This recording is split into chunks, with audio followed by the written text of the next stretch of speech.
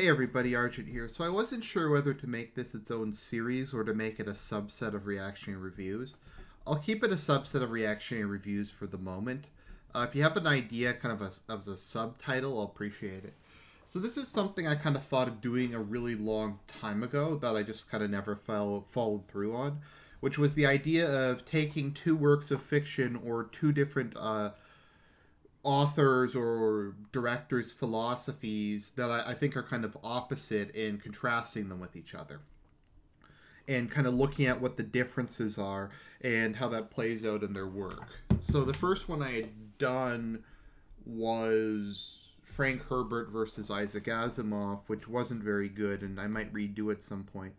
So this is kind of something I've been thinking about because I've been reading the Berserk manga a bit, and I've also been reading some H.P. Lovecraft. And I think it's kind of really interesting to look at the two authors, Miura and Lovecraft's difference in how they view the world and how it affects their work. And I also think there's some deep irony there. Now, in Berserk, theoretically, humans have no will of their own, as Void says.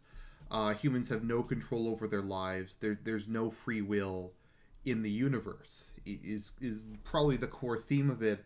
And the Skull Knight says Guts and him are strugglers against fate, strugglers against the inevitable. Whereas in Lovecraft, the theme of free will isn't really discussed. I would assume because Lovecraft has a very weird view of the world and humanity. He tends to, from what I've read about him, have a high view of science and civilization and kind of humanity in general. But at the same time, so I think he is probably more, I'm trying to think of the word, sympathetic towards the idea of free will, because his stories are kind of about people being punished for their choices. And that's kind of the origin of Lovecraftian horror. And as much as Lovecraft hated Christianity, there is that element of original sin, that people actively seek out the horrors of the universe and the horrors of the universe find them. That the horrors of the universe would probably not even notice them, but people seek them out in a misguided attempt for knowledge. So on one hand, we have a guy whose stories are about theoretically punishing humans for free will, for decisions that they make when they could have done otherwise, and another person whose stories are about the inability of people to have free will and to make their own decisions. But if you look at the actual stories, I think you kind of find the opposite.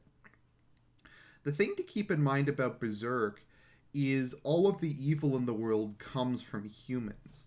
There isn't really a supernatural source of evil. And you'll say, well, there's the God hand and there's the idea of evil. Yes, but they're directly generated by humanity. They come from humanity and human nature itself. I remember there was a line from Andromeda where Harper was talking about his childhood because he grew up on Earth. And he's like, you had the Magog, who are kind of this alien species that just devour everything. You had the plagues, you had the famine, but ultimately the worst thing we had to deal with was the Nietzscheans, who are a race of genetically engineered supermen. Because at the end of the day, they're other humans, and other humans are always the worst in their ability for cruelty. And that's very true in the world of Berserk. The God Hand are all former humans who, while they are undeniably extremely evil, they still possess very human personalities, as do all the apostles. The idea of evil itself was born out of the wishes of all of humanity. Had perhaps the wishes of humanity been good, you might have had an idea of good as a benevolent God ruling over the world. But instead, from the desires of humanity and from the suffering we inflict upon ourselves, we get the horrific world of Berserk. And, well, kind of theoretically, the theme is causality. Kind of the collective decisions of humanity to be as bad as we are is what creates it. There's no external force. The fault lies not with the stars, but with ourselves, in kind of the Berserk context. So that's kind of what I find interesting, even when we, and it's kind of interesting because it's it's one of the reasons I don't really. Well, Berserk does attack the Catholic Church a lot. It's kind of more in the context of just everybody in the world of Berserk is evil. Everybody's egotistical. Everybody's corrupt. And while they say it's causality, at the same time, maybe we're kind of doing some 4D chess here. That people are offloading their moral responsibility. It's not just that people necessarily need a reason for why bad things happen. Is they need something to blame for bad things happening because their self image can't take they can't take the idea that they're ultimately responsible, that they're ultimately bad people, and that's why the world is the way it is. So by offloading it onto the God hand and to the idea of evil, they're avoiding taking responsibility for why the world is the way it is. So maybe the whole causality thing is just kind of a lie that people tell themselves. That the world of Berserk is actually more free will driven than they would like to think. And that the desire to maintain this illusion of the self, this desire to maintain this self image is really what is why people lie to themselves. On the other hand, in Lovecraft's world, while the theme of free will as being people freely seeking the horrors of the universe in a misguided quest for knowledge is really played up, at the same time, humans have no control over their own destiny. Evil in the Lovecraft verse doesn't necessarily come from humans. While you have characters like Herbert West, they're clearly a minority.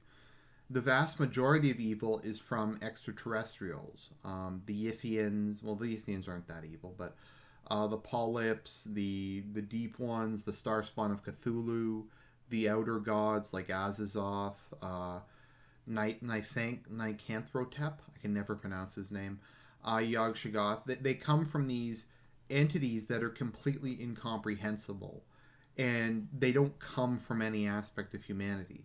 They've long pre-existed humanity, and they will exist long after humanity's gone. Evil is something completely external to the individual. If anything, Lovecraft often kind of has a romanticizing of the normal a bit.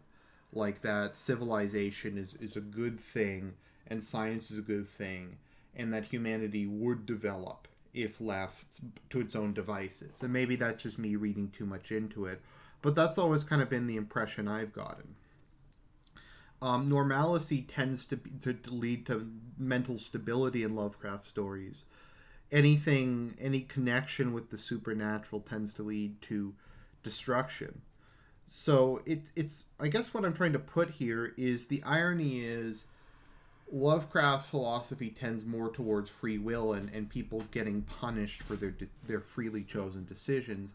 Miura's philosophy tends more towards causality and people having no control over their lives. But I think if you delve into the themes of the stories and how it's presented, you really get an opposite. The world of Berserk is one entirely created by the poor choices of humanity and the unwillingness of humanity to accept any responsibility for their bad choices. Whereas on the other hand, the world of Lovecraft is bad because of forces humanity has absolutely no control over.